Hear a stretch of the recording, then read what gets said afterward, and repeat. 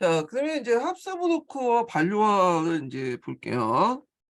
이 대립관계라고 했죠? 이 두 가문이요.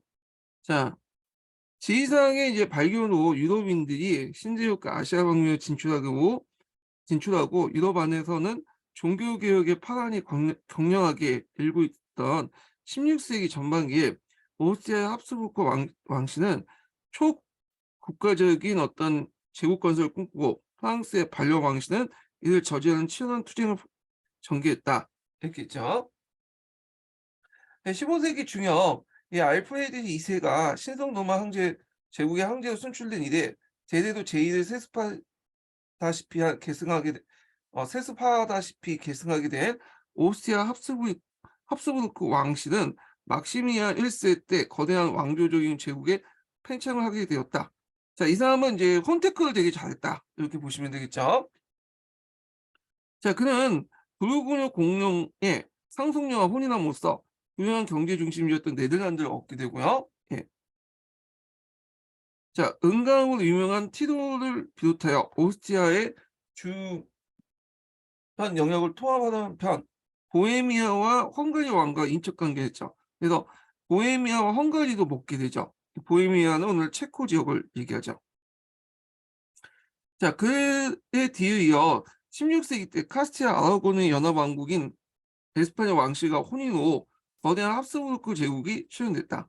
자, 에스파냐의 왕위 계승권이 차례로 요청된 결과 카스티아의 여왕 이사벨라가 사망했을 때 그 왕가는 막시미아 아들 필립에게 씹은 에스파 왕녀에게 넘어갔고 다시 아라곤의 페르디난드가 사망하자 그의 유언에 따라 그에 앞서 사망한 필립의 장남했던 칼이 에스파냐 왕과 왕국과 그 해외 식민지를 포함한 정영토를 계승하게 됐다.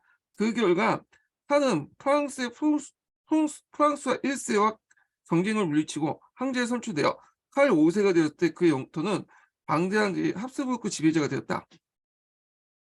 그래서 그의 칼 5세가 되었을 때 그는 방대한 합스부르크 제국의 지배자였는데 이 사람이 통치한 지역을 보면 유럽만 보면 오스트리아 중심으로 한 남부독이 여러 지역, 에스파니아와 네덜란드, 보헤미아, 헝가리, 프랑스 콩떼와 밀라노, 나폴리, 시칠리아, 사르디아 및 기타 주요 지중해 지역의 에스파냐령이었다. 자, 그래서 거대한 제국을 건설했다. 이렇게 보시면 되겠죠.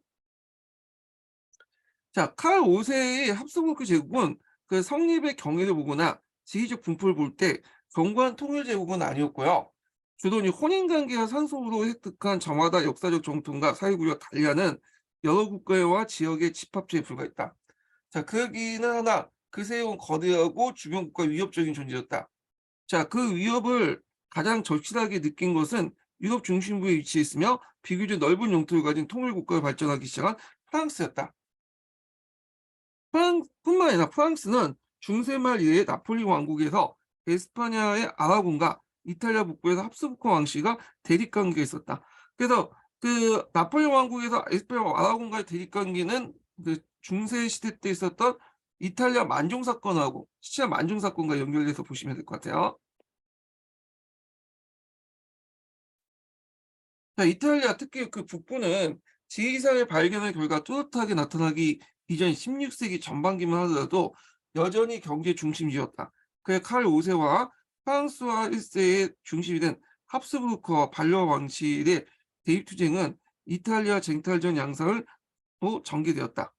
자, 칼 5세에게는 몇 가지 불리한 점이 있었다. 앞서 지적한 바와 같이 그의 강대한 제국은 결국 통일적인 성질이 아니었으며 독일은 연방국가와 자유도시의 연합체였을 뿐만 아니라 연방군주대 등 주권국가 독립하는 경향이 매우 강했다. 때마치 루트의 종교개혁의 바람이 거세게 불고 있었다. 게다가 1453년에 콘스탄티노플이 그 점령하여 비잔틴 제국을 멸망시킨 오스만 투르크가 그 세력을 신장해서 동남쪽으로 보헤미아 헝가리를 침공했고 수도 빈을 위협하는 형세가 되었다. 그래서 그 당시 오스만 투르크가 빈을 두 번에 거쳐서 공격을 했죠. 예. 그래서 하여튼 그 형태였고요. 자, 그래서 프랑스와 1세가 이런 약점을 이용하지 않을 리가 없고 그는 이교적인 투르크와 동맹을 맺는 것까지 사용하지 않았다.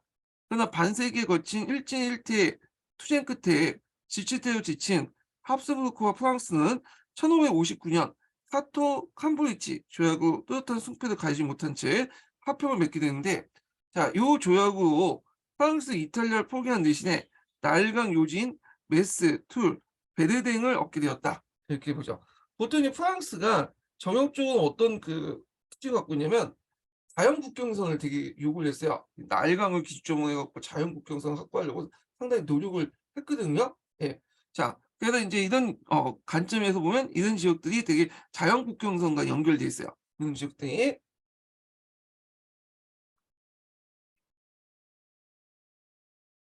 자, 에스파냐 융성과 몰락을 볼게요. 자, 먼저 이제 그 절대왕정 시대 때 제일 먼저 치고 나왔던 나라가 에스파냐였죠. 자, 에스파냐 절대왕정은 예전에 그 한번 시험 문제 나왔던 거죠. 한번 보면,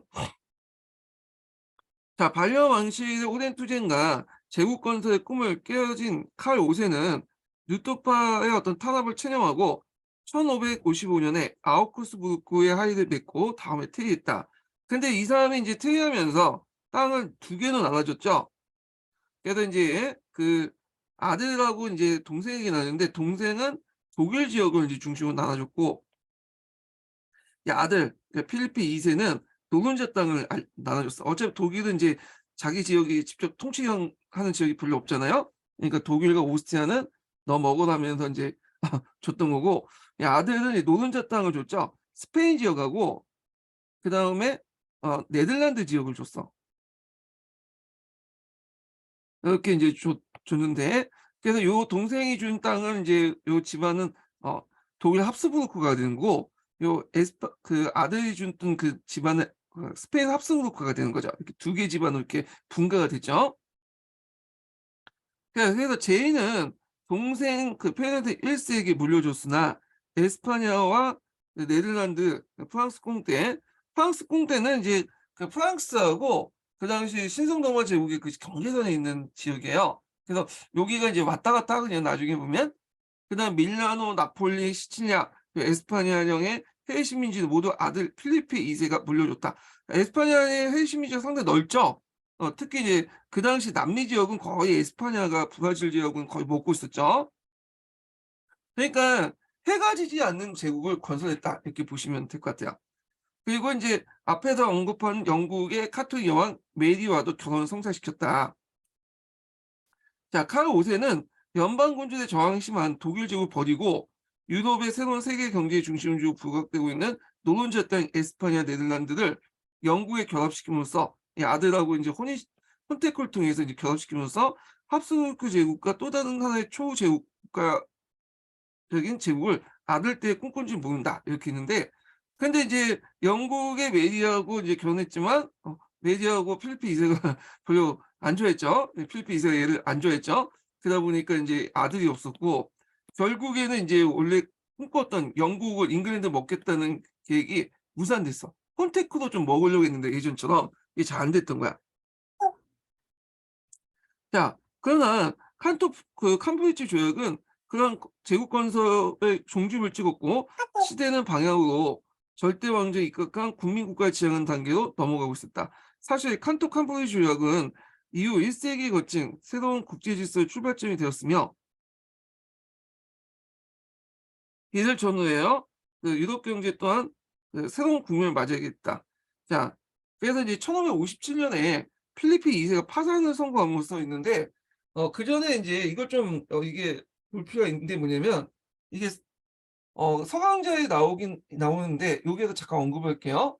자, 그 전에 이제 그 스페인이 그 이베리아 반도를 통합하는 과정에서, 그러니까 이베리아 반도에 있는 그 뭐야, 이슬람 세력을 몰아내는 과정에서 유대인들을 뭐냐면 많이 이제 도움을 받았거든요. 근데 여기에서 이제 딱 그 끝났어. 그 이사벨라 여왕 때, 이제 재정복 운동이 다 끝나고 이제 스페인은 완전히 뭐냐, 그 이베리아 반도를 장악하게 되거든요. 그러니까 이제 유대인들이 필요 없는 거야. 그래서 유대인들을 강제로 개종을 시키도록 했어요. 그래서 이제 그때 아함브람 친역을 공포하거든요.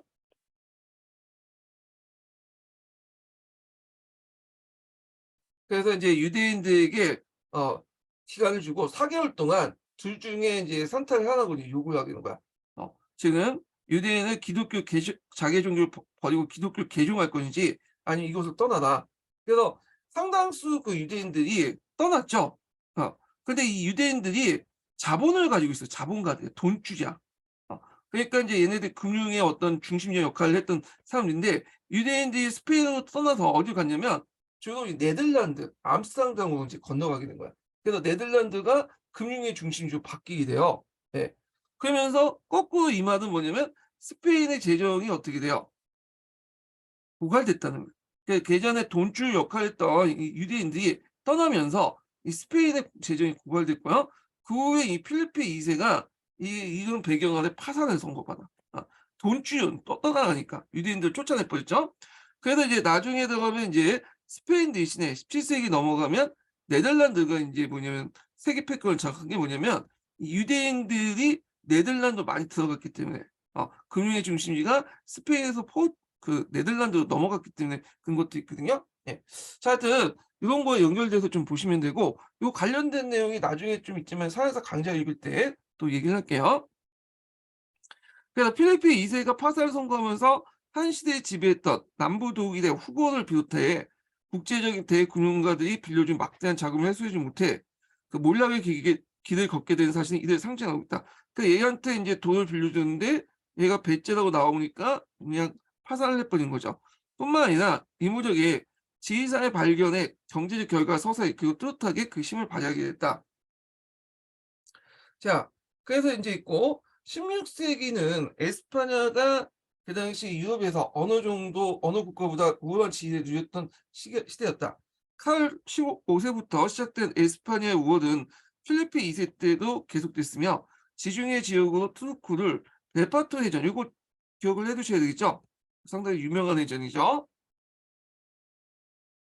그래서 이제 레파토 해전은 인제 그 당시 그 레파토 앞바다에서 이루어진 해전인데 이 레파토 앞바다가 어디냐 하면 예전에 그 그리스 있죠. 그리스 앞바다에 있는 악티움 해전에서 일어났잖아요. 로마하고 그 당시 그 누구야? 옥타비아누스 안토니우스가 싸우는 그 악티움 해전의 그 앞바다가 그 당시 레파토의 앞바다하고 동일해요. 예.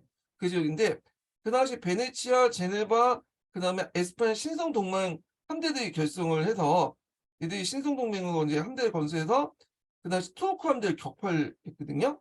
네. 그래서 인제 요렇게 해서 이 지중해 패권을 이 싸움에서 인제 뭐냐면 오스만 투르크를 격파하면서 에스파냐가 이제 차지하게 돼요. 그래서 이때 이제 뭐냐면 에스파냐의 그 해군을 무적 함대라고 이제 부르게 되죠. 예. 자, 하여튼 이 네파토 해전은 되게 유명하죠. 그래서 지중해의 그 패권을 확보하고 그 1580년 포르투갈 합병으로써 에스파냐 우호는 절정에 달했다. 예전에 포르투갈하고 스페인은 동국 연합 형태였어요. 군주는 한 명인데 포르투갈, 에스파냐 왕국이 같이 있었거든요. 근데 이걸 다시 이제 뭐냐 완전히 합방을 시킨 거야. 같은 그 국가로. 그치만 물론 이제 나중에 들어가면 포르투갈이 다시 독립해 나가죠. 예. 그러면 요게 레파토 해전을 좀 살펴봤는데 그전에 또 무슨 해전이 있었냐면 거꾸로 그 당시 이제 그 유럽의 그 함대들이 그 오스만 투르크한테 깨진 전투가 있어. 이게 좀 알려지지 않지만 어 교과서에 나오기 때문에 좀 알려드릴게요. 포베자 해전이 있어요. 그래서 이 해전은 1538년에 일어난 해전이죠. 그래서 인제 알바니아 해안이었던 포르베자에서 오스만 터키 함대하고 유럽 연합 함대가 붙였던 싸웠던 해전인데 이 해전을 계기로 이제 오스만 투르크가 이게 이겼거든요. 예. 그래서 요때 이제 오스만 투르크가 요 지역 지중해 지역의 패권을 인정받았는데 근데 이런 것들이 이제 뭐냐면 30년 후에 레파토 해전에서 다시 뭐냐면 투르크가 깨지면서 이게 넘어가게 된 거야. 예. 해전 자체가 그 패권이 저쪽 그 스페인 쪽으로 넘어가게 된 거죠. 그래서 포메자 해전도 꼭 기억을 해 두시는 것도 좋을 것 같아요. 허 허들찌르는 문제도 나올 수가 있어. 이 예전 문제가요. 자, 그래서 인제 이렇게 있고 계속 읽어 볼게요. 자, 에스파냐 융성이 신대륙과 무역, 특히 신대륙부터 막대한 양의 자금의 비유고 결과였으면 두말할 나위가 없다. 그러니까 신대륙의 무역은 세비야의 상봉을 통해서 독점적인 국가 산업이었다. 자, 일종의 뭐 동인도 회사 요거 비슷한 이제 그 특수 목적 회사인 것 같아요. 아니면 국가 기관이나. 자, 그래서 그러한 무역의 혜택이나 귀금속의 지속적인 국부의 증진을 기반 조성이 유효하게 사용되지 않았다. 그래서 이제 여기부터가 뭐냐면 그 뭐랄까 스페인의 세태 원인, 에스파냐 세태 원인하고 관련된 거야. 예전에 이제 절대 왕조의 시대 때 스페인의 세태 원인에 대해서 써보 문제가 나온 적이 있거든요. 예. 그래서 이제 이런 것들을 이제 좀 보시면 되는데, 자, 그래도 돈은 계속 들어왔어. 금과 은은 스페인으로부터 계속 들어왔는데, 이 스페인이 그거를 효율적으로 쓰지 못하고, 뭐 여러 가지 기금속을 사거나 어떤 왕족의 어떤 사치에 쓰거나 등등 해가지고 밖으로 계속 유출된 거야. 그래서 스페인은 잠시 건넜다가 유럽으로 건너가는 금과 은이 잠시 건넜다가 스페인 통해 건넜다가 유럽으로 건너가는 어떤 이제 뭐냐 기점 중간 역할을 했을 뿐이지 스페인 자체의 어떤 경제 발전이나 사회 발전에 크게 공헌하지 못했죠. 오히려 그게 이제 유럽에 건너면서 유럽에서 상업혁명이나 이런 것도 일어났는데 왜 스페인은 그걸 이용하지 못했다는 거야. 예. 그래서 이제 그 내용을 보면 자 이거 예전에 한번 기출문에 나왔던 거죠. 자, 여기 보면 과도하게 비대해진 방면에 비능률적인 관료제 유지와 귀족과 궁조의 사치 그리고 끊임없는 전쟁 비용이 진출되었다. 이렇게 들었던 돈이 뿐만 아니라 에스파냐의 어떤 사회 구조의 취약성으로 경기 취약성을 모처럼 기금속이 다시 국외 유치시켰다. 자, 그래서 이제 이런 것들이 있고요. 그 다음에 이제 쭉 보면 에스파냐의 문제점이 쭉 나오고 있어요. 예, 보면 첫 번째로는 그 당시 에스파냐의 이제 문제점 보면 에스파냐에서는 재정복을 위해 국가 건설이라는 특수한 사항을 서유럽적인 어떤 봉건 제도나 자본제가 성립되지 않았다. 자, 그것은 농민에 유리하기보다는 오히려 불리했다. 토지는 귀족과 교역이 집중되었고 세금과 귀족에 대한 공납으로 농민들은 빈곤의 허덕이었다. 사태를 더욱 악화시킨 것은 거대한 이동 목약 조합 모양자 조합이었던 메스타의 특권과 행포였다. 자, 그래서 춘추도 북에서 남으로 북으로 이동하는 양떼와 그에게 주어진 특권으로 농업은 큰 타격을 받았다. 자, 왕실 재정의 주대 원칙은 요 메스타에 앞서 원천이 메스타 앞에 농업이 제물로 바쳐진 것이다. 편협한 종교 정책은 그 당시 또 이스라엘계 원주민 모리스코의 추방돈 그 수는 30만 정도였고 그들은 농민 엘리트라고 할 정도 우수한 농업 기술의 소유주 때문에 농업에 큰 타격을 줬다. 그래서 이 편협한 종교 정책은 뭐냐면 그 앞에서 얘기한 이베리아를 하고 그 정복한 재정복 전쟁 있죠. 재정복 운동이 끝나고 나서 그 유대인도 이제 추방을 했고요. 강제로 이제 개종을 해다가 안 듣는 애들 추방을 했죠. 그런 것도 있고 또 두 번째로는 여기 서강제도 나왔지만 뭐라고 했냐면 무슬림들을 강제로 개정을 하려고 했어. 이들도. 하나의 왕국엔 하나의 종교라는 원칙 아래 자, 그 이사벨라 여왕이 그걸 했던 거예요. 근데 무슬림 중에 개종한 사람도 있지만 싫은 사람도 있잖아. 그럼 떠나라. 그래서 그 무슬림들이 다시 이제 이슬람으로 돌아가. 저 북아프리카 지역이나 중동 지역으로 돌아가게 되는데 이들 상당수가 어떤 사람들이냐면 농업 기술이 상당히 뛰어난 사람들이야. 그런데 그러다 보니까 얘네들이 떠남으로써 그 당시 농업 기술의 어떤 저하를 불러일으켰고 농업 생산량이 또 하락을 일으켰죠. 그래서 이런 그 평화파 종교정책을 통해서 유대인들이 떠나면서 금융이 망해졌고요. 금융 파탄이 됐고 그 금융의 중심이 네덜란드로 들어갔죠. 그다음에 무슬림들을 강제 개종하는 가운데 시생 사람들 추방하는 과정에서 이 사람의 이제 그 선진 농업 기술을 받아들이지 못하고 결국에는 뭐예요? 네. 농업 생산을 저하시키는 그 요인이 되었죠. 거기에다가 또 한몫해서 메스타의 특권과 행포 때문에 제대로 농사를 못 짓게 되죠. 뭐 이런 것들 이런 거와 연결돼서 보시면 될 것 같아요. 자, 그다음에 세 번째로는 보면 중세 말부터 발전하기 시작한 모직물 공업한 비롯한 공업 생산은 뜻하지 않게 기금속 유입의 국가적인 풍요한 원천을 발견한 정부의 보호 육성 정책 부재와 기술의 후진성으로 네덜란드, 특히 영국산 면직물과 모직물 경쟁을 펴고 16세기 때 쇠퇴했다. 자, 그러니까 예전에는 스페인이 그래도 좀 모직물이 발전이 됐는데 갑자기 기금속이 유입되니까 이제 정부가 이 뭐지 모직물 공업에서 별로 신경을 안 쓰게 되는 거야. 그러면서 이 모직물 조차도 기반이 약화됐다. 요걸 뭐냐면 자원의 저주라고 좀 부를 수가 있죠. 이건 석유에서 이제 쓰는 문제인데 석유가 유입 막 발견되니까 다른 데서는 기술 발전 같은 거 못하고 석유만 캐다 보니까 망했다. 이 자원의 저주인데 요게 이제 그대로 적용하는 것 같아. 돈이 많이 들어오니까 뭐 이제 새로운 물건을 만드는 뭐 기술이나 그런 것들 항상 시킬 필요성을 못 느낀 거야. 예. 자, 그러다 보니까 이제 그 사업들 모직물 사업을 영국의 네덜란드에 갖다 뺏기게 된 거죠. 예.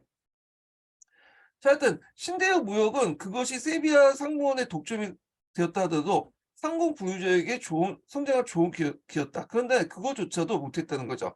그 당시 돈을 번 부유자 계층들은 새로운 사업에 투자하기보다는 토지를 구입해서 귀족의 질을 사들여 비생산적 계층으로 전신하기를 원했다. 그러니까 자기가 이제 부유자지만 귀족이 되기를 원했다는 거죠.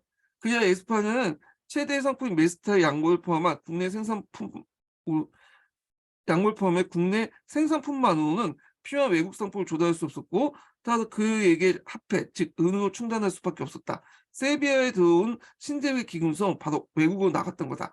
자, 그래서 여기에서 이제 볼 수 있듯이 들어온 많은 금과 은이 이렇게 전쟁 비용이나 또는 사회구조의 취약성 때문에 나가는데 요 밑에는 왜 사회구조의 취약성이 있는가에 대해서 지금 하나, 둘, 셋, 넷을 네 가지를 설명하고 있어요.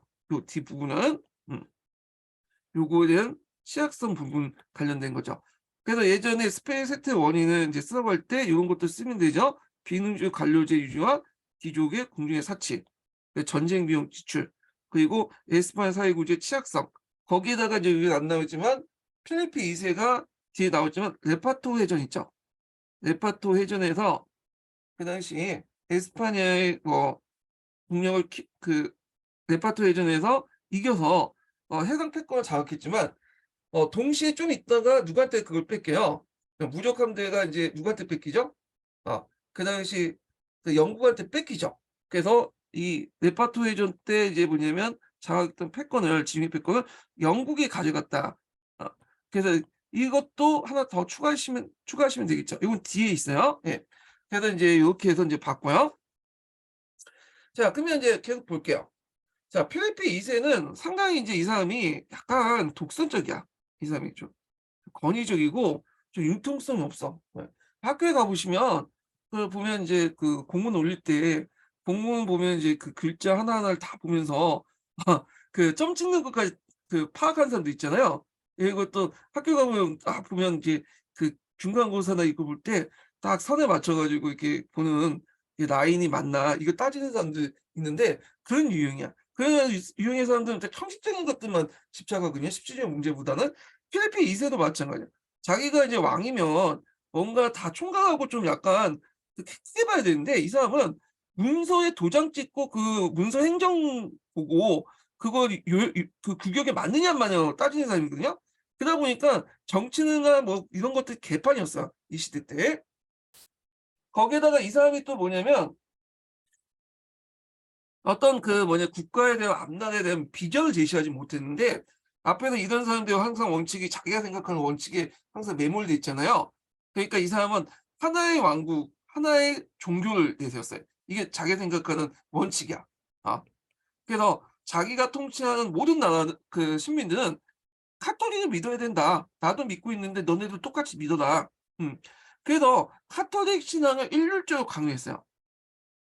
이집트 통합을 하기 위해서 그런 카톨릭 신앙을 일주일 통했는데 이런 것들이 이제 뭐냐면 나중에 네덜란드 독립전쟁을 불러일으키고 네덜란드가 저쪽에 이제 스페인 떨어지는 계기가 되죠. 자, 보면 레파토 해전은 에스파냐의 국력을 가시하고 기독교인들에게 지중해를 확보했으나 막대한 전비 지출로 어찌할 도리가 없었고 프랑스의 종교전쟁에 대한 개입 역시 지출이 컸으며 자, 이건 나중에 얘기했지만 이제 위구르 전쟁 때 스페인이 카톨릭 쪽에 이제 원조를 해 줬거든요. 이건 좀 나중에 얘기할게요. 급기야는 가장 부유했던 네덜란드를 상실하게 됐다. 이 네덜란드의 상실의 큰 배경이 이상 일률적인 그 뭐냐면 종교 정책 등이죠. 원래 네덜란드는 스페인으로부터 독립할 생각이 없었어요. 자기의 종교 자유만 인정해 주지만. 근데 끝까지 인제 뭐냐 카톨릭 개종을 하려고 하기 때문에 그거에 대해서 반발을 불러일으키게 되고 결국에는 네덜란드 그러니까 북부 네덜란드 지역이 이제 독립되게 되죠. 자, 거기에다가 인제 그 결정적인 게 신교도 여왕이었던 엘리자베스 왕을 응징하기 위해서. 왜냐면 엘리자베스가 그 보면 자기의 이제 여동생이 이제 그 자기 부인이 메리잖아요. 메리의 여동생이죠. 근데 이 사람을 되게 좋아해 가지고 청혼을 했어. 어. 그래서 인제 이게 청혼을 했는데 요 엘리자베스가 거절을 한 거야. 형부죠. 그러니까 형부의 청혼을 거절하니까 어떻게 조그만 이런 그 별 볼 일 없는 그 여자가 잉글랜드 여왕이 나의 청혼을 거부해? 하면서 응징을 했는데 그게 이제 무적 함대가 이제 그 유명한 스페인 무적 함대가 무참하게 깨졌죠. 물론 이제 요 중간에 요것 때문에 그런 건 또 아니라 이 뒤에 설명하겠지만 이때 인제 그 무력 함대가 그 깨질 때 무슨 전쟁이 있었냐면 네덜란드 독립 전쟁이 있었어요. 요거 겹쳐요. 그 네덜란드 독립 전쟁 때에 그 영국이 지원을 해 줬거든요. 어 그 영국이 지원했고 그때 인제 스페인이 그 과정에서 뭐냐 무력 함대가 인제 개박살냈는데 이 무력 함대가 영국 함대한테 잉글랜드 함대한테 개박살된 그 해전을 무슨 해전이라고 하냐면 카렌 해전이죠. 유명한 해전이죠, 이 해전이. 그다음에 다른 책에는 그라브리 해전이라고 또 하고 그 무적 함대가 아르마다라고 해요 또. 그래서 아르마다가 싸웠던 아르마다 해전이라고 해요. 그래서 다 똑같은 말이야. 근데 널리 알려진 건 카렌 해전으로 이제 유명하죠. 카렌 해전. 예. 그래서 이 카렌 해전은 1588 년에 일어났어요. 1588 년. 그래서 이제 스페인 무적 함대가 영국을 잉글랜드를 침략한 의도로 벌인 한 해전이었는데 그때 영국 함대 사령관이 누구였냐면 해적 출신이었던 드레이크죠. 예. 이 드레이크 제독을 이제 이건 197척이 이끌고 스페인 함대를 공격을 한 거야. 그래서 이때 이제 이 해전에서 그 스페인의 무적 함대를 영국이 격파를 했죠. 그래서 이후 이제 영국이 스페인에 대해서 이제 새로운 해상 강국으로 부각시킬 수 있는 해가 지지 않는 나라 토대를 마련할 수 있는 해전이 이 카렌 해전이에요. 유명한 해전이니까 좀 기억을 해 두시면 될 것 같아요. 예. 그래서 이때 뭐 항공전을 공격했다고 하는데 자세한 내용은 그냥 유튜브 좀 검색해 보시면 있거든요. 예. 이 정도만 기억을 해 두세요. 카렌 해전. 요 교과서에도 나오니까 외워 두세요. 예. 자, 그래서 이렇게 태양의 기울 곳이 없었던 그러니까 에스파냐 한때는 인제 그 뭐야 해가 지지 않는 국가였죠. 예 식민지를 강대하게 이제 가지고 있었고 그리고 영토도 많았기 때문에 해가 지지 않았던 그 에스파냐 제국도 상한기에 들게 되었다. 그래서 에스파냐 번영의 원천이었던 기금속 유입도 17 세기에는 30 년대 이후 급격하게 줄어들고 인구 또한 16 세기 초에 800 명이었 800만이었던 거 17세기 때 600만으로 감소했다. 이렇게 했는데 아마 이제 인구가 감소된 이유가 해외 진출이 많아졌기 때문에 그런 것도 있을 것 같고 근데 하여튼 그래서 인제 이렇게 볼게요. 그래서 에스파니아는 16세기 때까지만 해도 세계 패권을 장악했는데 나중에 17세기 초반에는 초중반을 넘어가면서 누구한테 뺏기죠 이걸? 네덜란드한테 뺏기죠. 그리고 17세기 후반은 또 누가 등장해요? 영국과 프랑스가 인제 등장하죠. 예. 이런 식으로 그 해외 패권, 세계 패권이 이렇게 바뀌게 됐다. 세계 패권보다는 그 식민지 패권, 식민지를 장악하려고 하는 해상무역 패권이 이런 식으로 네덜란드, 영국, 프랑스로 이제 바뀌게 돼요. 이건 나중에 좀 얘기할게요. 자, 그다음에 네덜란드 전쟁을 볼게요. 네덜란드 전쟁. 필리프 2세 때 있었던 네덜란드 전쟁을 보겠습니다. 자, 이 네덜란드 독립전쟁은 좀 뭐랄까 종교 전쟁 성격이 강하죠. 왜냐하면 그 발생 자체가 필리프 2 세가 이 카톨릭을 막 그 강요하니까 네덜란드 신교들이 그거에 반발해 갖고 일으킨 전쟁이기 때문에 이 종교 전쟁의 어떤 범주 안에 들어갈 수 있는 건데 자 그래서 요거 인제 잠깐 보기 전에 그 요 관련된 내용을 한번 볼게요. 이게 네덜란드 동 근데 이게 종교 전쟁 범주에 들어가긴 해야 되는데 하여튼 내용을 좀 보겠습니다. 어디 있어? 자, 네덜란드를 보자. 여기 네덜란드. 네, 제가 예전에 설명해 놓은 거 적어 놓은데. 자, 그 앞에서 이제 얘기했처럼 이 필리프 2세는 그 당시 자기 아버지로부터 이 네덜란드 지역을 받았거든요. 예. 그래서 이제 천주교통의 중앙 집권 정책을 이제 하려고 요 네덜란드 주로 신교들이 많은 지역에 뭐냐면 카톨릭 강요했어. 그 당시 네덜란드는 어떻게 구성되어 있었냐면요.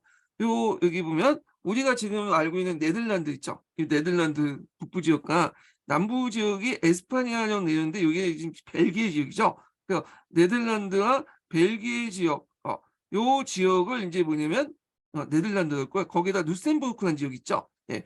그래서 이 세 개 지역을 네덜란드 했어요. 그래서 네덜란드의 용어 자체가 저지방 지회라는 거예요. 요 지역이 예전에 상당히 지대가 낮았고 갯벌이 많았거든요. 그걸 간척하는 과정에서 이렇게 많은 땅들이 생긴 거예요. 자, 그래서 이제 북부 지역은 그 당시 그 스페인, 북부 지역은 신교도 보이센이 이제 있었고 칼뱅파 계통의 신교도 있고 남부 지역 같은 경우에는 이제 카톨릭이 있었죠. 그래서 이제 여기 보면 그 당시에 그 중심지는 남부였어요. 이 공업 요 지역이. 남부에 보면 안트페르페라는 도시가 있어요. 잘 알려지지 않았지만 그 당시에 상당히 중심지였는데 나중에 이 안트페르페이 약탈당해요. 네덜란드 독립전쟁 과정에서. 그래갖고 여기가 북부의 이제 지역이었던 어디로 올라가냐면 여기 홀란드라는 곳이 있죠. 홀란드. 홀란드가 이제 네덜란드가 여러 연방 국가거든요. 연방주도 구성되어 있는데 홀란드주가 제일 그 당시 그 네덜란드 공화국 안에서 제일 큰 도시였어요. 큰 주였어요. 그 주도가 뭐냐면 암스테르담이야. 요 암스테르담은 이제 이동하게 되죠. 그래서 이 암스테르담은 특히 이제 금융의 중심지로 부각이 되는데 그 앞에서 얘기했죠. 스페인에서 쫓겨났던 유대인들이 여기 들어온 거야. 그래서 이 암스테르담이 부각이 됐다. 이렇게 좀 기억을 해두시면 돼요. 그래서 이렇게 있고, 자, 네덜란드 독립전쟁의 원인은 이런 에스파니아 필리프 2세의 중앙집권적 통일 정책이에요. 카통을 통해서 이 네덜란드 지역을 완전히 통합을 시키려고 했던 건데 이런 것들은 종전에 계속 누렸던 지역적 특성과 자치권 특권을 무시한 거죠. 그리고 이제 여기에서 파견된 스페인 관리들이 못된 일을 되게 많이 했어요. 그러다 보니까 이제 그것이 네덜란드의 반감을 사게 되고 특히 이제 카톨릭을 강요하고 신교를 탄압하면서 종교 재판을 강화시켰죠. 자, 그리고 이제 여러 가지 세금도 부여하고 결국에는 이제 이런 과정에서 반란이 일어나고 이때 이제 독립적인 역할을 했던 상징적 역할을 했던 사람이 누구냐면 오렌지군 월리엄이에요. 네.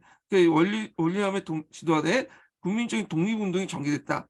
자, 그런데 그 과정에서 이 스페인의 용병들이 남부 지역의 중심도였던 아까쯤에 안트페르페를 약탈하죠. 그래서 원래 남부는 카톨릭 지역이기 때문에 참여하지 않으려고 했어요. 근데 얘네들이 뭐 약탈하고 막 그러니까 어떻게 참여하게 된 거야. 북부 지역의 독립운동에. 그렇지만 이제 하다가 다시 남부는 다시 탈락을 하죠. 그래서 다시 스페인 지역으로 들어가고 요게 이제 구교도 지역이 현재 벨기에 지역이에요.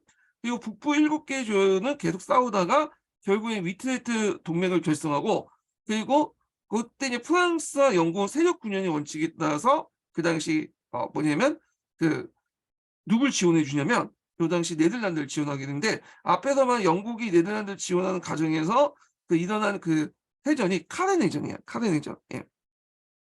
결국엔 독립하게 되고요. 베스턴팔렌 조약으로 국제 독립을 인정받게 된다. 예.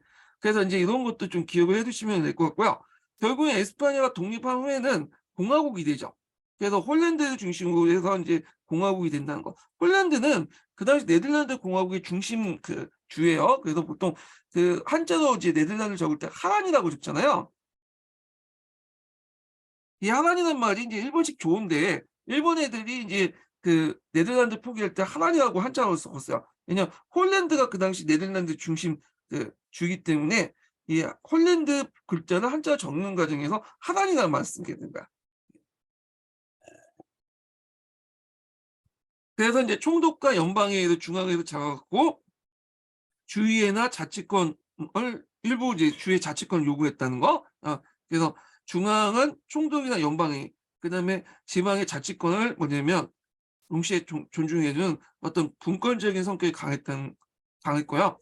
그래서 여기 보시면 알겠지만 경제가 17세기 때 네덜란드가 이제 전성 시기였죠. 독립한 후에 네덜란드가 중개 무역을 통해서 상당히 번성하게 돼요. 동인도에서나 서인도에서인데 동인도에서는 이제 우리가 이제 케이프 식민지, 아프리카, 자바, 일본 등이 있고 특히 이제 그 네덜란드는 이제 케이프 식민지를 갖고 있었죠. 예, 물론 이게 나중에 영국으로 넘어가고 거기에 있었던 네덜란드인들이 보훈이라고 하는데 있었고 서인도에서는 그 당시 뭐냐면 북미 지역 주로 그 당시 이제 뉴 네덜란드 그리고 뉴 네덜란드, 뉴 암스테르담을 건설하죠. 요거에 나중에 영국한테 뺏기고 나서 뉴욕이 된 거죠. 뉴욕이. 자, 하여튼 이렇게 해서 경제적 중심지가 이제 뭐냐면 이때 당시에는 안트페르페에서 암스테르담으로 이동을 하게 돼요. 그래서 여기가 이제 한때 상업과 금융의 중심지, 세계 무역의 중심지였고요. 기반을 보면 모직물 공업과 조선업, 중개사업 있고 특히 이제 식민지 경영에서 동인도에다 설립해서 우리가 자바에 있는 자바가 이제 인도네시아의 제일 큰 섬이잖아요. 여기에 보니까 1억 6천만 명이 몰려 살고 있더라고요. 나도 놀랐어. 1억 5천인가 그 1억 6천 정도 되는데 여기에 살고 있는 인구가 러시아가 지금 1억 5천 정도 되는 러시아 인구보다 더 많다고 하더라고요. 예. 1억 6천 정도 살기 때문에 예. 자, 하여튼 요 자바에다가 건설할 동시가 바타비아가 바타비아는 오늘날 자카르타죠. 자카르타. 그래서 여기를 중심으로 항로무역을 지배를 했고요. 자, 그렇지만 이 네덜란드도 나중에 17세기 후반에 들어가면 다시 경제가 쇠퇴해요. 영국과 프랑스가 이제 그 당시 해상 무역의 패권을 장악하게 되잖아요. 자, 그래서 이제 뭐 이런 것들 좀 기억을 해주시고, 영국의 모직물공업을 쇠퇴하고, 영국의 항해조대 때문에 중개무역을 쇠퇴하면서 점점 이제 18세기 이제 17세기 후반 넘어가면 영국과 프랑스에서 이제 뭐냐 이런 해상 패권이 뺏긴다. 이렇게 보시면 될 것 같아요. 자, 그러면 이제 다시 이제 좀 볼게요. 자, 여기 보면 네덜란드는 중세를 통해서 북해 및 발트해 무역의 중심지로 상업이 육성했고 13세기 경부터 모직물 공업이 되게 발달됐어요. 특히 이제 모직물 공업이 발달된 지역은 여러분들 알다시피 어느 지역이에요? 폴란드 지역이죠. 그러니까 오늘날 벨기에 지역이야, 벨기에. 자, 그래서 모직물 공업이 발달하고 도시가 발달했다. 그래서 시민계급이 성장했고 현재 그리고 또 시민계급 성장도 현저했다. 자, 도시와 지방들의 자치적 특권을 누리고 있었고 그리고 이제 지역에 따라 언어와 풍습이 차이가 있었으며 그래서 특히 이제 남부 지역 같은 경우에는 좀 그 차이가 크죠. 남부 지역은 이제 오늘 벨기에 지역이죠. 이 벨기에 지역이 크게 프랑드 지역과 그다음에 왈츠인가? 예. 이 왈츠 지역으로 나눴어요. 말랑인가 했던 일인데 요 지역은 프랑스는 네덜란드권이고요. 여기 왈츠 지역은 프랑스어권이야. 그래서 지금도 대립하고 있어. 예. 프랑스 지역이 좀 약간 공업 지역이죠. 그러다 보니까 이게 좀 잘 사는 지역인데 그래서 이 대립을 하고 있어. 예. 그래서 이제 이것 때문에 분리반이 많이 가지고 했는데 벨기에는 하나는 묶는 게 이제 카톨릭밖에 없어요. 카톨릭과 예전에 이제 뭐냐면 그, 그 신교와 다른 카톨릭을 믿고 있다는 어떤 정체성 이런 거로 하나 묶고 있는데 지역 내에서 이 프랑스 지역과 그 왈츠 지역이 이게 뭐냐면 왈롱 지역이라고 또 해요. 또 발음했다. 왈롱 지역이 이게 언어나든지 경제 구조나 완전히 달라. 그래서 이제 차이가 있어 지금도요. 예. 차이가 있고 근대 초에는 칼빈 계통의 신교를 받아들이는 주민 수가 많아졌다. 특히 북부 지역에서 많아졌죠. 자, 에스파니아는 이게 배경이에요. 독립전쟁 배경인데 이 에스파니아는 그 필리피 2세는 중앙집권적인 통합정책이라고 이러한 지역적 차이나 자치적 특권을 무시하고 종교재판을 강화하면서 인류적 카톨릭을 강화했다. 1560년에 이러한 필리피 2세 절대주의 정책과 강압적인 어떤 종교 정책에 대한 반발이 시작됐으나 필리피 2세는 이 알바군과 군대를 파견해 철저히 탄압을 가했다. 이에 네덜란드는 시민계급 중심으로 일부 귀족과 민중이 합세하고 이 오렌지궁의 원리엄을 이제 지도하에 국민적 독립운동을 전개했다. 부교도가 많은 십주는 에스파냐 평정과 해유로 저항운동 도중에 탈락했으며 신교도가 우세한 홀란드주를 비롯한 북부 7개 주는 위트레이트 동맹을 결성하여 투쟁을 계속한 끝에 1581년 독립을 선언하고 국명을 네덜란드 연방 국가로 하였다. 자, 그 후에 에스파냐와의 전쟁은 계속되었으나 17세기 초에 후전이 성립됐고 30년 전쟁을 마무리하는 지는 베스튼팔렌 조약에서 정식으로 독립을 인정받았다. 자, 이미 독립했지만 공식적으로 인정받은 건 베스튼팔렌 조약이었다. 요거 예전에 한번 기출에 나왔죠. 2년 전 기출에 나왔던 거죠. 자, 그다음에 네덜란드의 정치 체제는 독립 직후의 정치 체제예요. 연방제 공화국이야. 연방제 공화국. 그런데 지금 네덜란드 연방제 공화국이 아니죠. 지금 네덜란드는 왕국이죠. 왕국.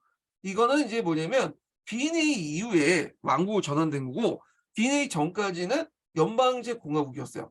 그래서 그 당시 여러 주들이 모여 있는 연방제 공화국이었다는 거. 그래서 중앙에는 그 국가 원수격인 총독과 그다음에 입법권을 가진 연방회의가 있고요. 대개 총독은 주로 원룸 앞에서 얘기한 이제 오렌지공 원룸 있죠. 이 오렌지공 원룸 집안에서 주 나와요. 얘네들이. 그다음 주마다 주의회가 있고 자치권에 대한 요구가 강하여 분권적 성격이 강했다. 자, 네덜란드는 독립전쟁으로 많은 피해를 입었으나 또한 그것은 새로운 발전과 미학의 계기가 되었다. 특히 16세기 때 유럽의 경제 중심지가 이 안트페르페였거든요. 근데 에스파냐가 이제 안트페르프를 약탈냈어. 용병들이 약탈냈다고 했잖아요. 그래서 여기는 폭삭 망하고 그것이 이제 상하이 중심지가 이제 북부 지역인 폴란드의 암스테르담으로 이제 이주하게 돼요. 그래서 암스테르담은 17세기 통해서 유럽 경제, 특히 상업과 금융의 중심지가 됐다. 특히 이 금융의 중심지가 됐던 이유가 뭐냐면 유대인들이 많이 들어왔죠. 스페인에서 쫓겨난 유대인들이 여기 많이 들어와서 됐던 거고요. 그래서 네덜란드의 경제적 기반은 그 보직물 공업이나 조선업 그리고 중개 무역이었다.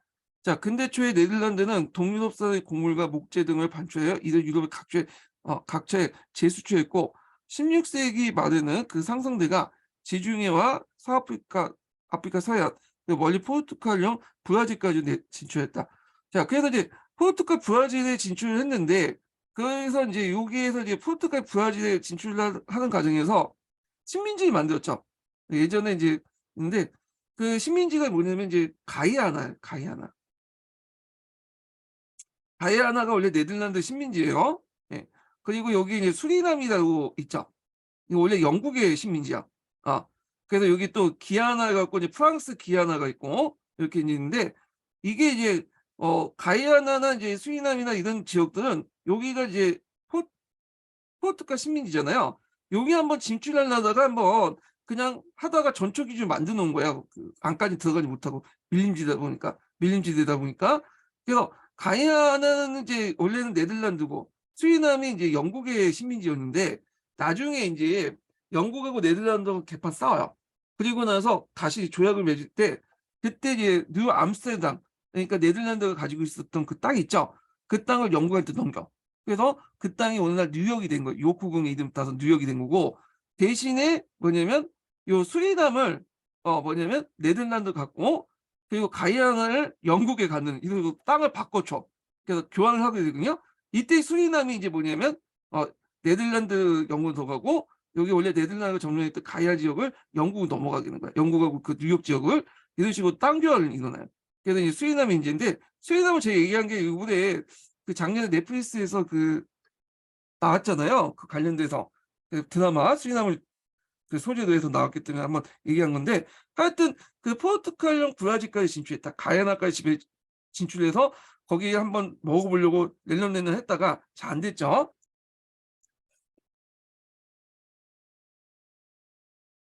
자, 그래서 1602년에 동인도 회사가 설립되고 강력한 국가적 지원하에 아시아 방면으로 진출을 좀 더 활발해졌다. 그 동인도 회사, 뭐 서인도 회사 같은 특허권 행사를 만들어요. 자, 포르투갈의 상업권을 뚫고 들어간 네덜란드는 영국의 경쟁을 물리치면서 1619년 자바의 바타비아의 확고한 거점을 구축하고 포르투갈 대신에 아시아와 항로 무역을 지배하게 됐다. 자, 이 바타비아가 오늘날 자카르타 이렇게 보시면 되겠죠. 자, 네덜란드 독립은 대상인을 중심으로 한 시민 계급의 승리였고 또한 독립으로 많은 혜택을 받게 된 것도 그들이었다.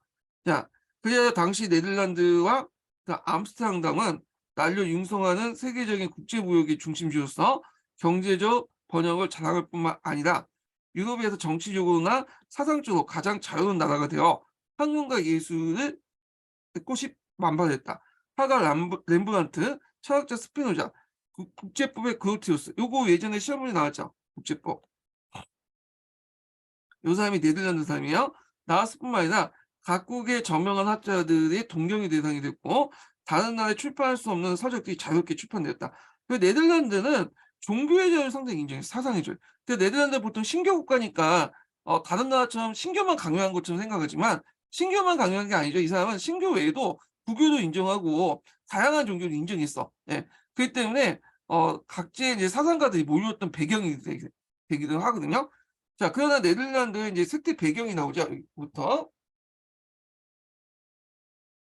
자, 그러나 이제 네덜란드의 모직물 공업은 영국의 모직물 공업한테 도전 후 쇠퇴의 길을 이제 걷고, 그 다음에 중개 산업 또한 그 17세기 때 그 당시 영국의 항해조를 비롯한 도전 타격을 받았다는 거.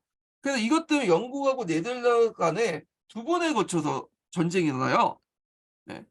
항해조 때문에 영국과 네덜란드 간에 전쟁이 일어나거든요. 그래서 결국 영국이 승리했죠. 그래서 해상패권이 이제 영국으로 넘어가게 되는데, 자, 얼마 안 가는 새로운 해외 발전과 식민지 획득과 경쟁에 적극적으로 뛰어든 프랑스의 도전 등 네덜란드 번영은 17세기 후반에 기울어지기 시작했다. 이렇게 보시면 돼요. 자, 그래서 항해조대인데 이 항해조대는 여러분들 알다시피 이제 누가 공포했던 거야? 크로멜이 1651년에 공포했던 것이죠. 그래서 이제 네덜란드의 중개 무역을 타격을 주기 위해서 한 거야. 그래서 국내 상공업 발전을 위해서 네덜란드 중개 무역을 타격을 주기 위한 조대인데 그 내용이 뭐야? 유럽 대륙에서 영국에 수입된 상품은 영국 성박이나 생산국의 성박이만이 수송할 수 있고 유럽 대륙 이외의 지역에서는 수입되는 상품은 영국 성박만 수송할 수 있다. 쉽게 말해서 영국 성박이나 생산국 성박만 수송될 수 있지 네덜란드가 대신 뭐냐면 성박으로 이게 수송하면 안 된다는 거야. 자, 그래서 이제 이게 이제 항해조회가 영국의 어떤 해상 지출에 크게 공헌됐고 자본 축적에 큰 역할을 했잖아요. 그래서 나중에 19세기 때 이제 산업이 발달되면서 자유무역을 이제 방해한다고 해서 결국 폐지했어요. 예. 이미 이제 그때는 네덜란드가 이제 영국에 잽도 안 됐죠. 상호화됐다 보는데 하여튼 항해조회라는 내용은 나중에 크로넬 관련된 내용 할 때 좀 더 얘기할게요. 예. 그래서 이제 있고 그 다음에 뒤에 넘어가서 프랑스의 절대 왕조로 넘어가죠. 프랑스의 절대 왕조. 자, 프랑스의 절대 왕조의 시험 문제 많이 나오는 사람은 누구예요? 루이 16세죠. 루이 14세가 많이 나오죠. 그래서 요거 예전에 기출문제 나왔던 거니까 좀 기억을 좀 해주시면 될 것 같아요. 좀 보면 자, 이거 하기 전에 두 번째 인증번호 알려드릴게요. 두 번째 인증번호는 89번입니다. 네, 두 번째 인증번호 89번이에요. 자, 프랑스의 절대 왕정 보면 16세기 전반기에 프랑스와 1세는 앞서 설명한 같이 합스부르크 왕실과 격렬한 대립의 시기인 동시에 절대 왕정이 성립되기 시작했고 프랑스의 르네상스 문화를 꽃핀 시기이기도 하다. 그러나 장기간을 거쳐 합스부르크의 대립을 카토 캄브레치 조약으로 일단을 지은 후 얼마 안 돼서 프랑스는 위그노 전쟁으로 알려진 격심한 종교 전쟁을 겪게 되었다. 이렇게 있죠. 자, 보면 자, 프랑스의 칼뱅이 계통의 신교된 위구노는 그 당시 중남부 특히 알비 이단파가 강했던 남서부 지역이 많고 사회적으로 상인이나 수공업자들, 신흥 계층뿐만 아니라 귀족 사이에도 위구노가 적잖았다. 자, 그래서 위구노는 이제 남북 프랑스 지역이 많아요. 예전에 이제 이단이 많았던 지역 있죠. 그래서 위구노 전쟁은 신구교도의 대립이 축축했지만 귀족 간의 세력 다툼, 그래서 귀족과 왕권에 대해 왕위 계승 문제 등 엄격 장기간에 걸쳐 복잡한 양상을 지녔고 영국이 위구노, 에스파냐가 캐토릭을 원정해서 국제 문제 양상을 감했다. 자, 이걸 이해하려면 그 당시 종교전쟁 양상을 좀 볼 필요가 있어요. 네. 자, 종교전쟁 양상을 좀 정리 좀 하면서 그다음 볼게요. 자, 요 당시 종교전쟁은 왕조전쟁과 같이 진행이 됐어요. 그래서 왕조전쟁과 종교전쟁은 같은 맥락을 보셔야 돼요. 그래서 세력 분열의 원칙이 적용됐죠. 그래서 세력이 약한 곳에 집중하는 그 나머지 국가들이 도와주는 그런 형태인데 되게 이 종교 전쟁 겉으로는 종교예요. 근데 실제로는 진행되면서 이게 세속 권력이 개입이 됐고 그다음에 그 당시 이제 또 외국 세력들이 개입됐죠. 이게 크게 넓게 보면 종교 전쟁도 왕조 전쟁 이단이거든요. 그래서 이제 종교 전쟁이 단순히 종교에서 끝나는 게 아니라 정치 문제가 결부가 됐고요. 그리고 여기가 또 국제적인 전쟁으로 발전됐다는 게 특징이야. 예. 그래서 종교 외에 세속적이고 국가적인 어떤 이해 관계가 개입됐다. 이렇게 보는데 자, 그럼 종교 전쟁은 이제 크게 세 가지가 있는데 시기적으로 보면 위구르 전쟁이 있고요. 그리고 앞에 살펴봤던 네덜란드 독립 전쟁이 있고 그다음에 30년 전쟁이 있죠. 위구르 전쟁은 이제 보면 위구르하고 카톨릭 교도 간의 싸움인데 요때 이제 영국과 네덜란드는 위구르 편을 썼고 그다음에 카톨릭 교도는 스페인이 이렇게 지원을 해줬죠. 결국에는 위구르의 신앙의 자유를 인정하면서 이제 낭떠러지가 끝났고 그러니까 네덜란드 독립전쟁도 여기 종교 문제지만 이게 정치적 문제 확대되죠. 그래서 이제 요때 영국이 고위세력 지지를 내줬고 그러면서 이제 했고 그다음 30년 전쟁이 이제 완전히 완결판이죠. 네. 그래서 이게 완결판에서 이제 신교도와 이제 신성도만 이제 싸우는데 여기도 국제적 성격에서 덴마크, 스웨덴, 프랑스, 스페인인데 여기 눈여겨볼 게 프랑스인데 프랑스는 보면 신교들 편을 많이 써. 이거 뭐냐면 국제적인 어떤 세력 역학 관계 특히 그 당시 합스부르크를 견제하는 측면에서 그렇게 했는데 특히 이제 프랑스 같은 경우에는 이제 그 네덜란드 독립전쟁 때도 고위센 편에 있었고요. 예. 이게 스페인 그 합스부르크를 견제할 필요가 있잖아요. 그러니까 30년 전쟁에서도 뭐냐면 여기 편에 썼어. 신교도 편에. 그래갖고 이제 여기에서 독일 합스부르크를 견제하려고 했던 거죠. 근데 프랑스는 자체적인 카톨릭 국가고 그 당시 신교를 탄압한 국가지만 이런 국제적인 어떤 역학관계상 프랑스는 신교도 편을 썼다는 게 좀 특징이야, 얘네들이. 예. 그래서 이제 이렇게 국제적 양상을 띠고 있다. 그런 걸 같이 기억을 해두시면 될 것 같아요. 그래서 이제 이런 것들 보시면 되고. 자, 그래서 이제 위구르 전쟁 계속 읽어볼게요. 예. 그래서 이제 위구르 전쟁은 영국이 위구르, 에스파냐, 카톨릭을 원조해 국제 분쟁의 양상을 가미되었다. 자, 전쟁이 고조되고 있던 1572년 8월 23일 날부터 24일을 거쳐서 때마침 위구르의 지도자 현상이었던 라바르 왕 알리의 그 왕비와 혼인을 축하하기 위해서 파리에 모여든 위구르들은 국교도의 습격을 받고 지도자의 한 사람이 코니니 제도를 비롯한 2,000명이 학살됐는데 이 지방에까지 합치면 성 베르토르모 대학살 사건이라고 한다라는 거죠. 예. 요거 갑자기 이제 해서 중간에 갑자기 없어졌는데 요걸 좀 하기 전에 잠깐 여기 좀 구도를 볼게요. 이거 중간에 많이 빼먹었어요. 하는 과정에서. 자, 여기 보면 이게 잠깐만요. 자, 여기 보면 이제 그 당시 카트리나라는 사람이 있어요. 카트리나가 이제 그 당시 이제 실권자였는데 왕비죠. 어린 왕을 이제 그 대신에 통치를 했는데 그 당시 위구르 칙령을 반포했어요. 위구르에게 종교의 자유를 인정해 준다. 이렇게 이제 하니까 그거에서 이제 카톨릭 측의 반대 대변자였던 기주공이 이제 막 그걸 왜 그렇게 공포하냐 하면서 철회를 시키려고 했고 그래서 이제 갈등이 있었는데 그 과정에서 이제 바시 학살이 일어나죠. 그래서 이게 위구르 정쟁의 촉발이 됐다고요. 그래서 이제 결국엔 지네끼리 치고받고 싸우니까 안 되겠다 해가지고 잠시 휴전 조약을 맺게 돼. 생제르몬 조약을 맺게 되고 그래서 그걸 이제 계기로 해서 양측이 앞에서 언급한 혼인을 하게 되죠. 그래갖고 나바르 알리, 그러니까 그 당시 부르봉 왕조의 나중에 이제 등장한 앙리 4세죠. 그 앙리 4세의 나바르 알리와 그 다음에 그 당시 이제 카톨릭 지도층에 있는 뭐냐면 아니 카트리의 딸이죠. 카트리의 딸과 혼인을 하기 위해서 이제 사람들이 모여가지고 축하해 주려 했는데 이때가 어떤 사건이 어떤 날이냐면 성 베르토르모 어떤 성인의 축제일이었어요. 그때 이제 뭐냐면 베르토르모 나라의 대학살이 일어나게 되죠. 그래서 결국에 이부터 이제 다시 이제 2차로 넘어가는 거야. 그래서 그때 이제 세 명의 앙리가 싸우는데 앙리 3세 기중왕리 나바르 앙리가 싸워요. 앙리 3세와 기중왕리는 어떤 색이야? 이거는 카톨릭 색이고 나방왕리는 신규도 세력이죠. 얘네들이 싸우는데 결국에는 이 앙리 3세와 기주공 앙리가 서로 사이가 안 좋아. 그래서 양쪽이 각각 이제 뭐 암살래. 얘네 둘이. 그래서 결국엔 남한왕 앙리잖아요. 그래서 신교도인 남한왕 앙리가 왕이 됐는데 전체 그 당시 프랑스인들 90% 카톨릭 믿고 있었는데 이 신교도 왕이 된다는 게 좀 그렇잖아요. 그래서 이 남한왕 앙리가 그 당시 카톨릭 개종을 해요. 그래서 앙리 4세도 뭐냐면 개종을 그 왕에 올리게 되고 이때부터 부르봉 왕조가 시작되죠. 부르봉 왕조는 그 앙리 4세는 반려 왕조의 그냥 반개 활동이라고 보시면 돼요. 이 부르봉 왕조는. 예. 자, 그래서 낭트 칙령을 공포하게 된다.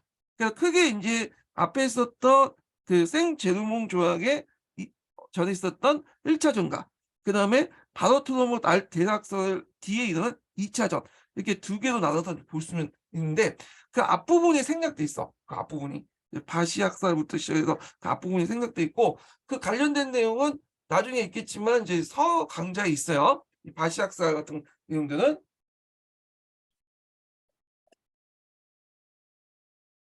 자, 그래서 이제 그 내용을 다시 읽어볼게요. 자, 영국이 위군을 에스파냐 카토에 있고 그 당시 여기까지 성 베르투노모 암살 사건이 대학살이 있죠. 자, 이 어마어마한 유혈국에도 불구하고 전쟁이 끝이 나지 않았다. 전쟁은 강경파의 카톨릭 동맹, 리그란 말이 여기서 나왔죠. 카톨릭 동맹에서. 자, 지도자인 기주공이 앙리 3세에 의해서 살해되고 또 앙리 3세도 기주공의 측근에 의해서 살해되죠. 자, 이에 격분한 동맹파에 의해서 앙리 3세가 살해되면서 이제 남아있는 것은 유일하게 나바왕 앙리야. 그러니까 부르봉의 나바왕 앙리가 앙리 4세가 됨으로써 왕의 계승함으로써 종결된 서강을 보였다. 그러나 문제는 앙리 4세가 위군의 지도자였다는 거다. 그러니까 파리의 완강한 저항에 복잡한 앙리 4세는 파리의 성살할 가치가 있다라고 말했다고 전해지는데도 1593년에 카톨릭 개종하고 1598년 낭트 칙령으로서 위군에게 일정한 지역의 신앙의 자유를 허용함으로써 피빌레는 장기간의 종교를 지었다. 이렇게 했는데 요 낭트 칙령이 이제 그 예전에 시험에 나왔죠. 그게 예전에 기출에 나왔던 거야. 한번 나올 가능성도 있어요. 이게 상당히 유명하죠. 그래서 낭트 칙령 잠깐 볼게요. 이게 간단하게 적혀 있어.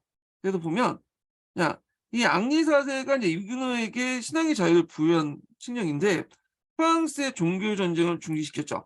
근데 이거에 대해서 카톨릭 교황이 반발해요. 당연히 반발하겠죠.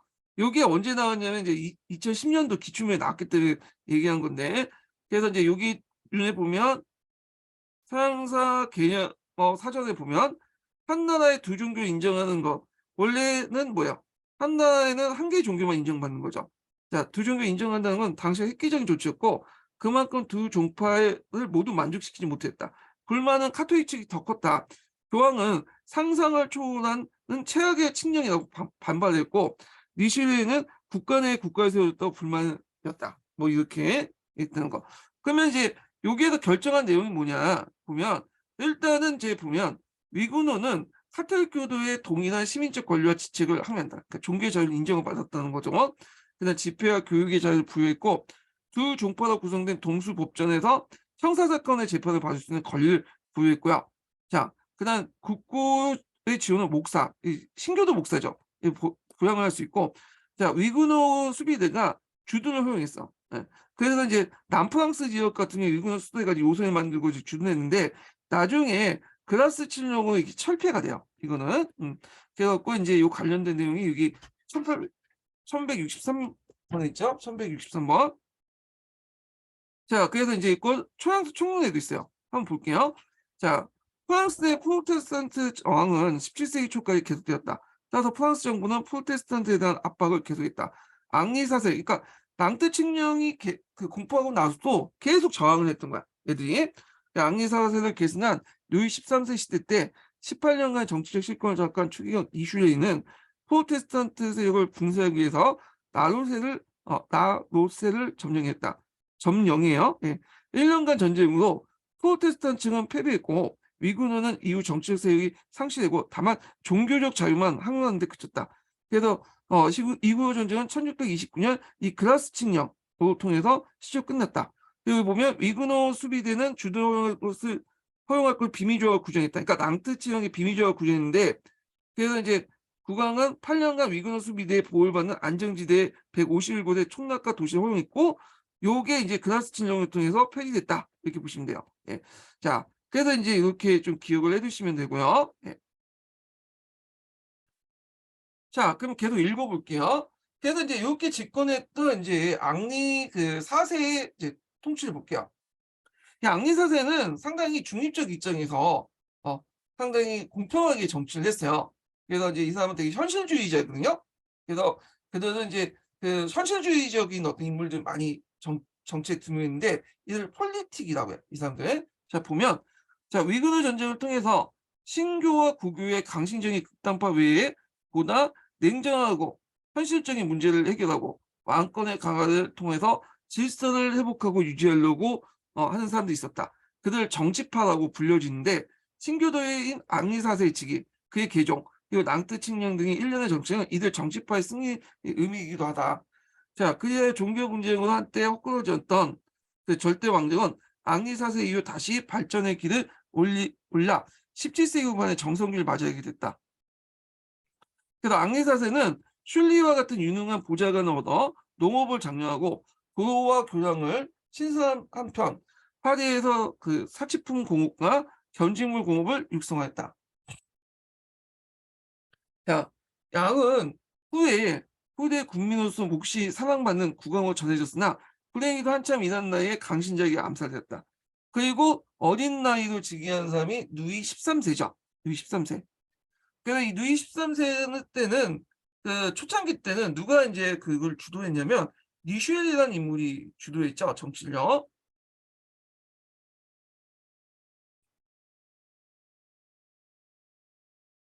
예. 그래서 이제 여기 니슈레가 있는데 이 니슈레 사람은 상당히 좀 특이한 사람이야. 이 사람은 추기경이죠. 추기경에도 불구하고 자기의 종교적인 어떤 견해 차이를 떠나서 국가적 이익이 더 추구했던 국가 이성을 더 강조했던 이런 그 재상이었어요. 그래서 그 당시 유럽의 어떤 그 외교 지도를 바꿔놓는 큰 역할을 했던 사람인데 그래서 이제 이 니슈엘리가 이제 그 유럽의 외교 지도를 바꿨던 그 유명한 외교관들이 3명 있죠. 니슈엘리가 있고 그다음 메테르니가 있죠. 예. 그다음에 비스마르크. 이게 유럽의 외교 지도를 바꿔놓은 3대 인물이야. 국제 지도를 바꿔놓은. 그래서 그 중에 한 명이 니슈엘리 중에 니슈엘이다 이렇게 보시면 돼요. 그래서 니슈엘의 국정 목표는 왕권 강화 국력 증진이야. 그리고 국가 이성의 어떤 강조. 그래서 국가의 독립과 팽창을 위해서는 모든 이익은 그 밑에 종속돼야 된다. 뭐 이런 정책들을 이제 내세웠던 거고. 그럼 내용들 보면요.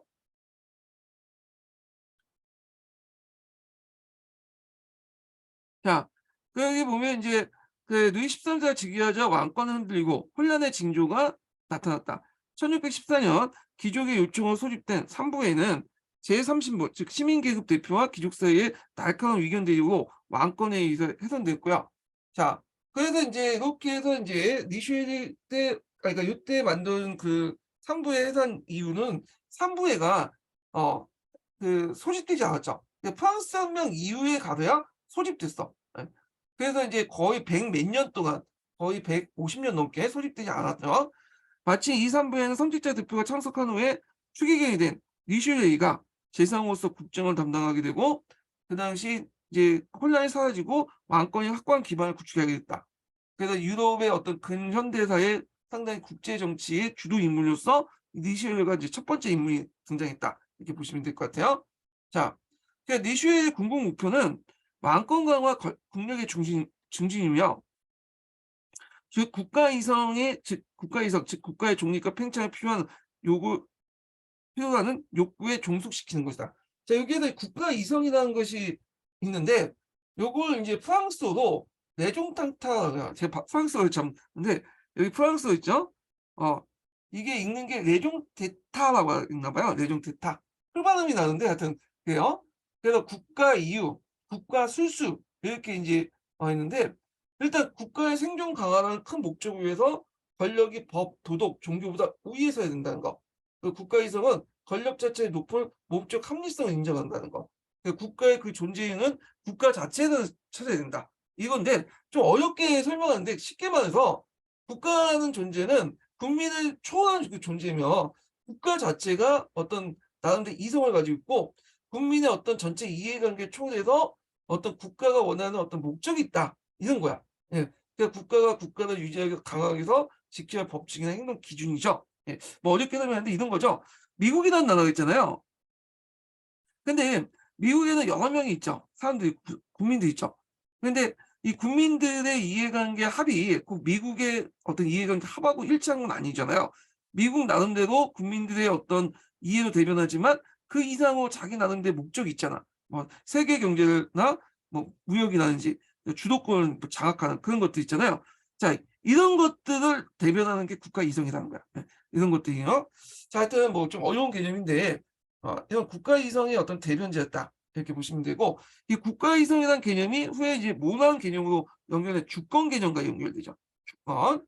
예, 국가의 주권과 관련된 내용이야. 자, 그래서 이제 그는 여기부터 이제 국내 정치상이 나오는데 그는 낭트 칙령으로 남서부 지방의 요새 도시를 관리할 권리를 주어졌던 위군의 정치적 특권을 없애고 그들의 그 본거지였던 나노생항을 점령했다. 그는 또 있고 그래서 이제 그라스 칙령을 공표했죠. 종교의 자유만 이제 인정하게 되고 자, 두 번째 그는 대귀족들의 어떤 궁중 응모나 지방 귀족의 반항 그리고 중세 허덕이었던 농민들 반란을 진압을 하고요. 그다음에 세 번째로는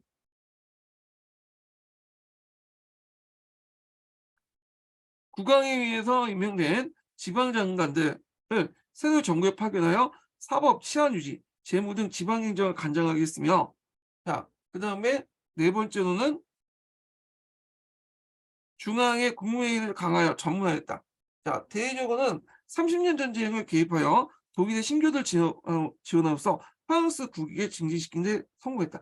이게 대표적인 국가 이성의 행위죠. 그래서 프랑스 전체는 카톨릭을 국민이기 때문에 얘네들 입장을 때는 누굴 지원해야 돼?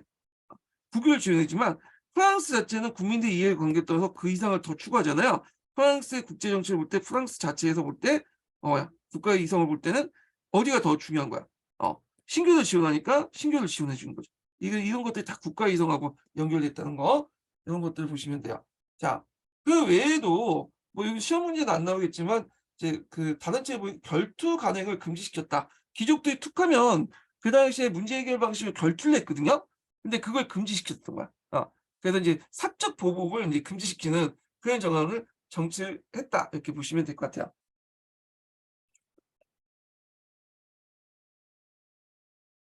자, 그래서 이제 있고 그 다음에 이제 여기에서 좀 되는 게 중앙의 국무회의를 강하고 전문화시켰다 이렇게 있는데 여기 이제 그 관련돼서 여기 있어. 전문화 관련돼서 여기 밑에 있는데 요게 이제 프랑스의 관료 체제에 관련된 내용이에요. 그래서 프랑스 같은 경우에는 보면 이제 관료 체제가 좀 특이하게 돼 있는데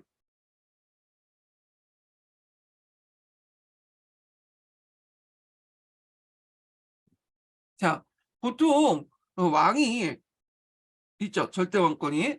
그리고 그 당시 그 프랑스는 구세력과 신세력 간의 어떤 대립이 있었어. 음.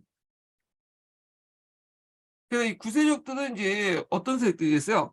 보통 창건 귀족들, 정통적인 귀족 세력들과 그냥 부유자 세력들 중에 돈이 많은 사람들이 이제 뭐냐면 그 간직을 매입했잖아요. 범법 귀족들 이런 세력들이 이제 있고요. 그냥 신세력들은 이제 지방 장관들, 뭐 그 밑에 있는 부르주아 세력들 이런 사람들이 이제 중상층 이런 것들이죠. 대개 구세력들은 대개 이제 그 종전의 창건 귀족처럼 어떤 귀족 자리를 받거나 범법 귀족 같은 경우에는 프렌트 제도를 통해서 자기 지위를 상속했거든요. 이들은 이제 세습 귀족, 그러니까 뭐라 할까요? 그 세습 관료, 범법 귀족이라고 하죠. 예. 그래서 이제 이들이 이제 있고 얘들은 봉급이 중요한 게 아니야. 그거보다는 직무 수행을 통해서 이제 그 하는 과정에서 획득된 권한이나 권력을 더 강조하는 거야. 예. 그래서 이제 이들 대표적인 세력들이 이제 프랑스의 고등공원 그런 색들 이제 있는 거고요. 그러면 얘들만 있으면 이런 식의 이제 그 간료체제만 있으면 왕이 신경 못 쓰겠죠. 그래서 왕은 그 여기에서 또 새로운 간료체계를 만들어요. 주로 이제 지방 장관들 중심으로 저 중상층도 있죠.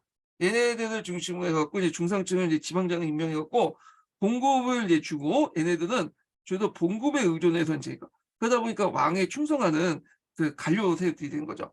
그래서 이런 신흥 간료 세력들을 통해서 이렇게 세습 간료 세력들을 통제하는 그런 것들이 특징이에요. 예. 그래서 이제 이렇게 좀 기억을 해두시고요. 요 관련된 내용이 요 밑에 있죠. 한번 읽어볼게요. 자, 지방장관 같은 지방장관은 앞에서 얘기한 여기 내용이에요. 지방장관은 새로이 정부에 파견하여 사법 치안 유지를 담당했다. 이때 파견한 사람들은 그 중상층이라고 좀 보시면 돼요. 자, 그래서 지방장관 같은 신관료체계 여기가 신관료체계죠. 신관료체계 창설은 반드시 구관료체계 배제나 소멸 뜻하지 않다. 그래서 구관료체계의 그 핵심은 파리 및 지방의 고등법을 비롯한 각종 재판기구와 법관들, 그 다음에 사이유의 직접세 등의 배분과 징수에 관여한 재무관료들이다. 자, 그들은 16세기 거의 제도화된 그 매간제에 입각해서 간직을 사들인 간직 보유자로서 그 당시 17세기 때 폴란트 제도는 이제 뭐냐면 매입뿐만 아니라 그걸 돈을 내면 세금을 내면 계속 세습을 할 수 있는 거죠. 그래서 폴란트 제도에서 간직의 세습권이 확립됐다. 뿐만 아니라 고등법원의 법관 등은 고급 관료는 귀족이 될 수 있다. 범법 귀족이라죠. 이른바 범법 귀족들 또는 간직 귀족이 그것이다. 이와 같이 간직 보유자의 경우는 간직을 양도, 상소, 매매가 가능한 일종의 가산으로 봉급보다는 직무 수행이 좋은 수익이 더 컸고 자신이 이제 그 뭐냐면 권한을 행사해갖고 여러 가지 뭐 그 뇌물 받아먹거나 수수료를 받거나 그리고 그걸 통해서 또 권한도 행사할 수 있죠. 자, 따라서 이런 간직은 이권이었다. 자, 이런 간직 보유자들은 비능률적이며 절대 왕권의 경우에 어떤 대립적 관계에 서게 되었다. 자, 이런 간직 보유자 별개로 국가가 지불한 봉급에 의존하고 자유롭게 그 뭐냐면 임명할 수도 있고 면직할 수도 있는 임명권을 갖고 있는 거죠. 자, 할 수 있으며 지휘계통의 일관성 있는 신관료체제의 창설은 절대 왕권 강화의 길이기도 한다. 그래서 이제 이 구관료체제와 신관료체제가 동시에 프랑스에 있었다는 거. 이런 것도 좀 기억을 해두시고 그리고 구관료체제는 메간제나 폴란트 제도를 통해서 했다. 이게 아마 그 성립체제가 이제 양립체제가 그 앞에서 얘기한 그 루이 13세 때 이런 것들이 이제 형성됐다고 보시면 될 것 같아요. 자, 그래서 이제 이런 내용도 있고요. 그 다음에 이제 루이 13세를 이제 계승한 사람이 루이 14세죠. 예. 그래서 루이 14세는 내용이 좀 많을 것 같긴 하거든요. 요 루이 14세 부분은 다음 시간에 할게요. 이 부분은. 그래서 요거 읽고 나서 다시 이제 그 앞에 서강제 관련된 내용도 또 절대왕정하고 종교정책 찾아서 같이 읽기도 하죠. 그래서 같이 이제 먼저 절대왕정하고 종교정쟁을 보고 서기 읽고 그 다음에 서강제 부분에서 또 관련된 내용 찾아서 읽을게요. 네, 오늘 강의 듣느라 수고하셨고요. 다음 시간에 뵙겠습니다.